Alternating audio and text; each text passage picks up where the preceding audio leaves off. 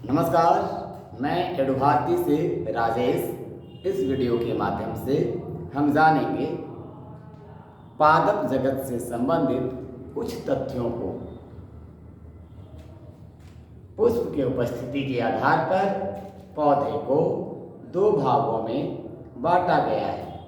पहला अपुष्पीय पादप और दूसरा पुष्पीय पादप। वैसे पौधे जिनमें पुष्प नहीं पाए जाते हैं उन पौधों को अपुष्पीय पादप कहते हैं। अपुष्पीय पादप तीन प्रकार के होते हैं: थैलेफाइटा, ब्रायोफाइटा और टेरिडोफाइटा। थैलेफाइटा के अंतर्गत वैसे पौधे शामिल होते हैं जिनका शरीर जड़, तना तथा पत्ते में विभक्त नहीं होते हैं।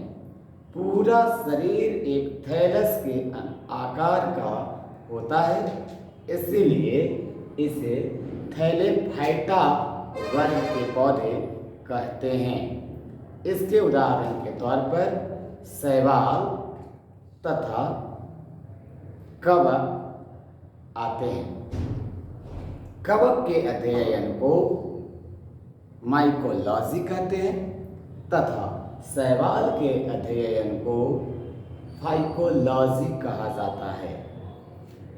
थैलेफाइटा वर्ग के जो पौधे होते हैं उनमें संवहन ऊतक भी विकसित नहीं होते हैं।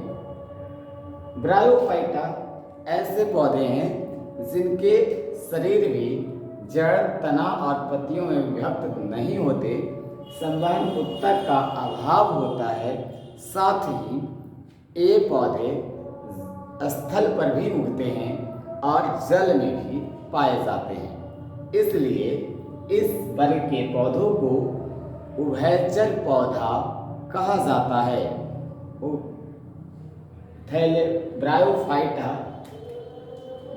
ब्रायोफाइटा वर्ग के पौधे का उत्पत्ति स्थल पर होता है, किंतु इनके लैंगिक जनन के लिए जल आवश्यक होता है।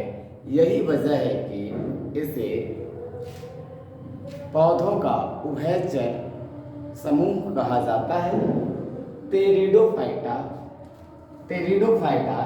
एक ऐसा पादप वर्ग है जिसके भी सामान्यतः जड़, तना एवं पत्तियों में शरीर विभाजित नहीं होता, फिर भी कुछ पौधे में इसका स्पष्ट विभाजन देखने को मिलता है, किंतु ये पौधे में संवहन ऊतक विकसित नहीं होते हैं।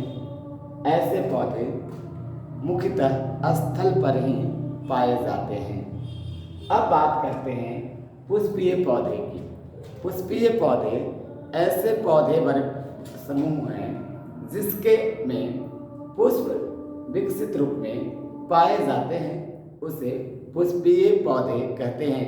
पुष्पीय पौधे को दो भागों में बांटा गया है, जिसमें पहला जिम्नोस्पर्म, जिसे अनावृत बीजी भी कहते हैं हिंदी में, तथा दूसरा एंजियोस्पर्म, जिसे आवृत बीजी कहते हैं हिंदी में।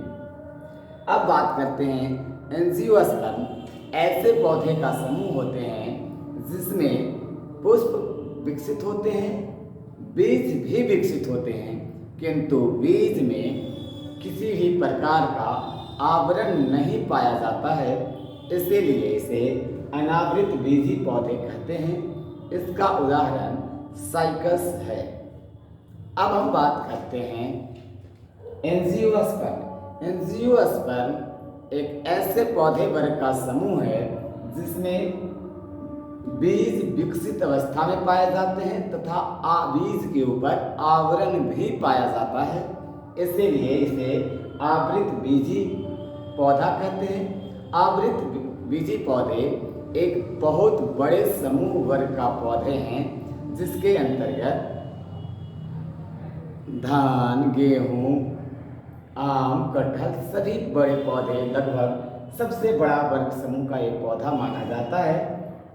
इसे एंजियोस्पर्म के नाम से कहते हैं। ये विकसित पौधे होते हैं।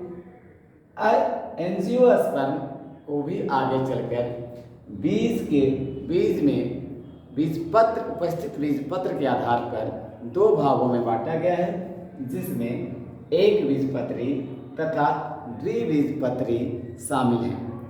एक बीजपत्री कहने का मतलब जिस पौधे के बीज में एक बीजपत्र पाया जाता है उसे एक बीजपत्री पौधे कहते हैं।